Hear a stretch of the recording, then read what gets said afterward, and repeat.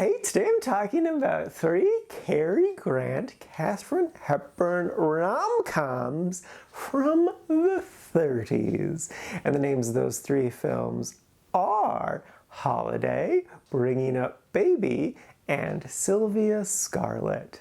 First up is Holiday. This is a 1938 fun little rom-com, and the basic premise is Cary Grant plays this man who has very specific ideas of what he wants to do with his life, and they're a bit unconventional, because basically he just wants to save up enough money so that he can retire at 30, so that he can then find himself and figure out why he wants to work, and then after let's just say a decade, he can then rejoin the workforce, but focused and having found his passion in life, and so then he plans to work well into old age. And everyone's like, oh, you're so weird. And I'm like, no, that's cool, I like this, that's fun. But he found a girl, and they had a real whirlwind romance. Now they want to get married, but her rich dad is like, what's going on here? Then there's a love triangle with the sister. Okay, so there's definitely a lot I like about this movie, really breaking this movie down into pieces. I technically love this movie. The characters are all really full-dimensional, interesting characters. Even all of the side characters have their own interests and things going on. They may not have a lot of story, but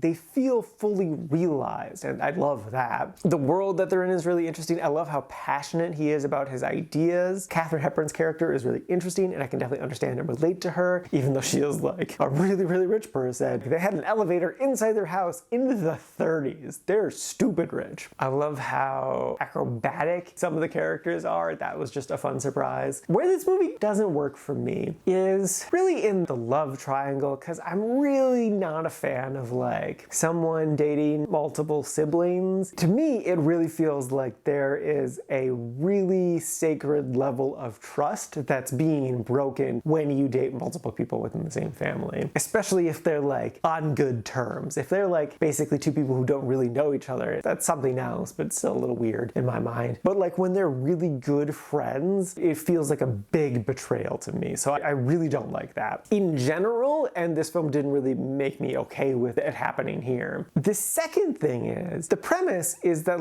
Cary Grant and the one sister fell madly in love over the course of this 10-day holiday, and now they want to get married super quick. And he's very adamant that they're on the same page with everything. And he talks about his dream, his goal of retiring at 30, because he's very close to getting it, and he's very jazzed about it, and he's just this is life, and I'm so excited about it. And he tells his friends that oh, I'm on the same page with this girl about this idea that I want to do. It's that's just great that we want the same things out of life. Well, it turns out, no, she doesn't want the same thing out of life. That's the big conflict. That's what leads to them breaking up, is that she doesn't want the same thing. So I think what I needed from this film is, instead of just being told that they fell madly in love really quickly, I needed to see that, because they're clearly on different pages, and that's fine that they're on different pages, but how did he get the impression that they were on the same page? He thought they were perfectly synced up. So I need to understand how he got that impression when they're very not. And I think with that, this would have connected with me a lot more. Though I did enjoy it a ton. It's a quite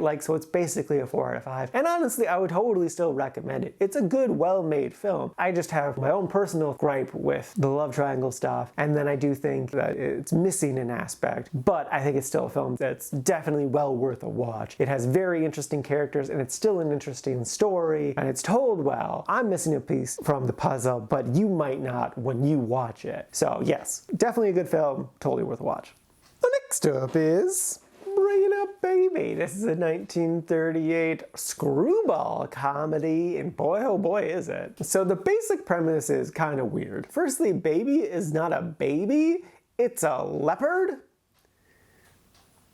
which really threw me. If I would have looked at the DVD cover, I would have seen the leopard in a baby costume, but who assumes that baby refers to a leopard? Which is probably part of the joke, but it definitely took a while to wrap my brain around. Anyway, so the premise is Katharine Hepburn plays this woman where anything that can go wrong does go wrong. And she has a seeming naivety about it, and an arrogance of there's so many bits where Cary Grant's trying to tell her oh, this isn't this thing, it's this thing. But she's just not listening, or maybe she's intentionally messing with him. I don't know. I don't really understand her character. Like, I was debating while watching the film if I'm like, this is like a brilliant performance, or maybe I just really hate this person. I couldn't decide. That's really interesting, those two extremes, because she is so infuriating. Like, if she was real, I would not be able to stand being around her for more than 10 minutes. Like, 5 is probably the max, honestly, because it's just like, how are you still alive? Oh my god. That being said, this movie does have a lot of charm. I definitely enjoyed myself. It's a quite like, so it's a 4 out of 5. There are a lot of funny bits, and the leopard is an interesting dynamic. There's a lot of really great, brilliant ideas within the film. It's just kind of hard to watch at times, and not all of the comedy bits worked for me. Also, I definitely don't like Katharine Hepburn's goal, because like, Cary Grant's engaged, and he's supposed to get married the next day, and her whole plan is to like keep him around her for as long as possible to make him fall in love with her, and to also break up his marriage. And I'm just like, yeah, that relationship has its problems, but that's for them to work out, not you to meddle in. But I would still recommend this movie. It is a fun movie. If you're a fan of screwball comedies, definitely give this one a watch. It's totally worth it. Yeah, I just had my hang-ups about it, and plus now you know that there's a leopard in it, so you won't be as confused as me when you realize that the title refers to raising a leopard. Though they don't really raise a leopard, it's just a thing that's in the movie. So yeah, it's good, worth a watch. And lastly is Sylvia Scarlett. This is a 1935 film, and it's got such an interesting premise. So this dad owes a lot of money to a lot of people who aren't good in France. After his wife dies, he takes his daughter's money and they move to England. But he doesn't want to bring the daughter along, and so the daughter comes up with this idea to pretend to be a boy in order to not get caught by the people that he owes money to. Which I also now realize that story never comes back into play. Like, that's the setup, is that they're being chased by debtors, but like, there's no payoff to that. Anyway, so yeah, Katharine Hepburn spends most of the movie playing a boy. Eventually they meet smuggler thief guy Cary Grant, and they team up, and then this movie goes in so many strange, weird directions. It was weird seeing Cary Grant just be like this slimy, evil person, and he really doesn't get redeemed ever. I mean, I'm all for Cary Grant playing not just like beautiful, pretty boy people, but like a whole wide range of characters. It just took a bit to get used to it. The premise is weird and convoluted. I obviously have no issues with Katharine Hepburn playing a boy. She looked great in short hair. Definitely a fan of that.